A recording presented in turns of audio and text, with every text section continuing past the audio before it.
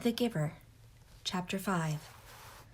Usually, at the morning ritual, when the family members told their dreams, Jonas didn't contribute much. He rarely dreamed. Sometimes he awoke with a feeling of fragments afloat in his sleep, but he couldn't seem to grasp them and put them together into something worthy of telling at the ritual. But this morning was different. He had dreamed very vividly the night before. His mind wandered while Lily, as usual, recounted a lengthy dream, this one a frightening one in which she had, against the rules, been riding her mother's bicycle and been caught by the security guards. And they all listened carefully and discussed with Lily the warning that the dream had given. "Thank you for your dream, Lily."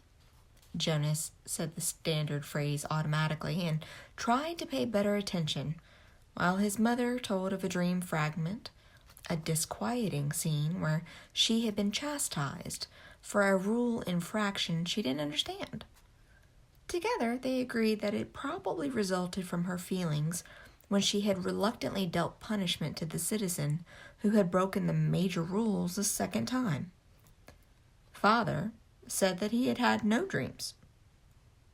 "Gabe?"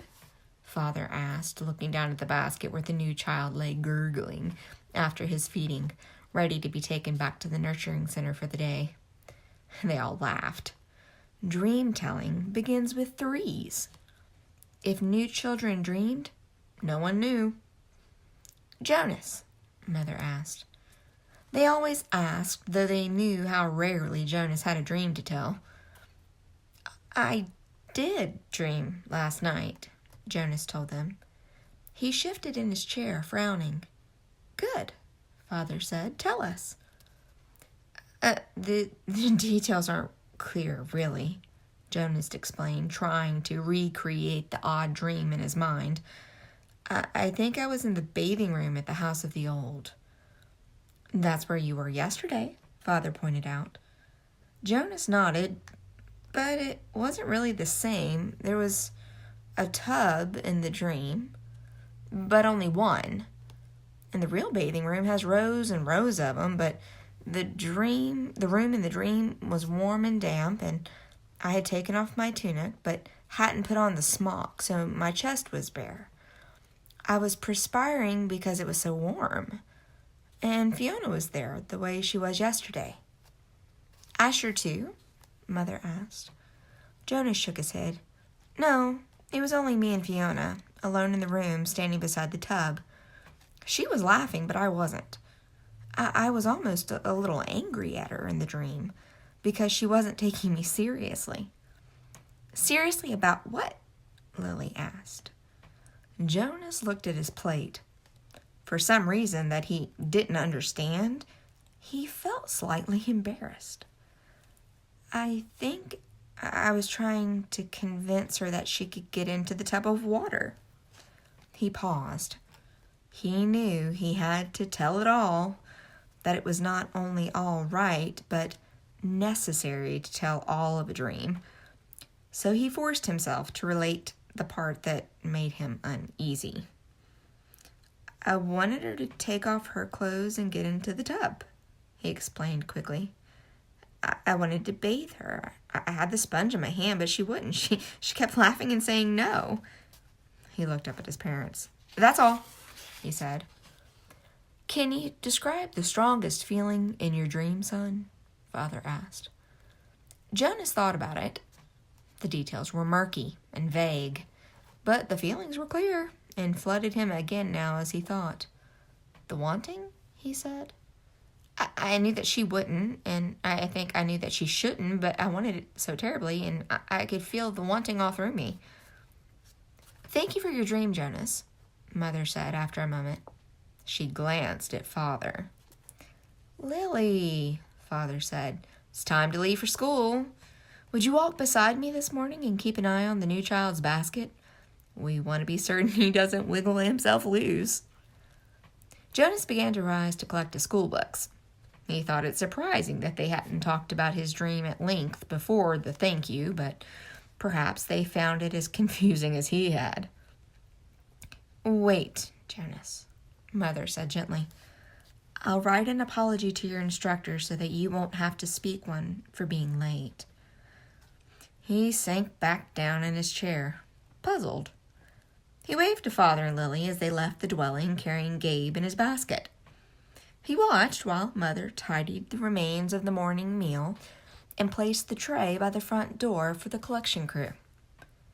Finally, she sat down beside him at the table. Jonas, she said with a smile, the feeling you described as the wanting, it was your first stirrings. Father and I have been expecting it to happen to you. It happens to everyone. It happened to Father when he was your age, and it happened to me, and it will happen someday to Lily.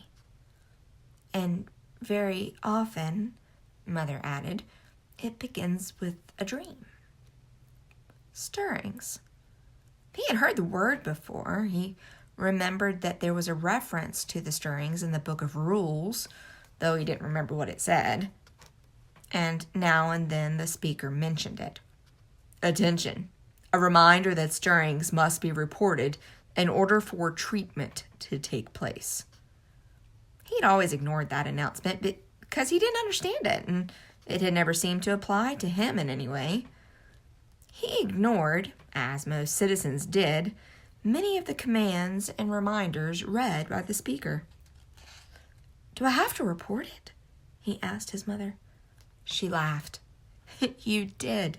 In the dream telling, that's enough. But what about the treatment? The speaker says that treatment must take place. Jonas felt miserable. Just when the ceremony was about to happen, his ceremony of 12, would he have to go away someplace for treatment just because of a stupid dream? But his mother laughed again in a reassuring, affectionate way. No, she said. It's just the pills. You're ready for the pills, that's all. That's the treatment for stirrings. Jonas brightened. He knew about the pills. His parents both took them each morning, and some of his friends did, he knew. Once he had been hitting off to school with Asher, both of them on their bikes, when Asher's father had called from their dwelling doorway, You forgot your pill, Asher. Asher had groaned good-naturedly, turned his bike, and ridden back while Jonas waited. It was the sort of thing one didn't ask a friend about because it might have fallen into that uncomfortable category of being different. Asher took a pill each morning. Jonas did not. Always better, less rude, to talk about things that were the same. Now, he swallowed the small pill that his mother handed him. That's all? He asked.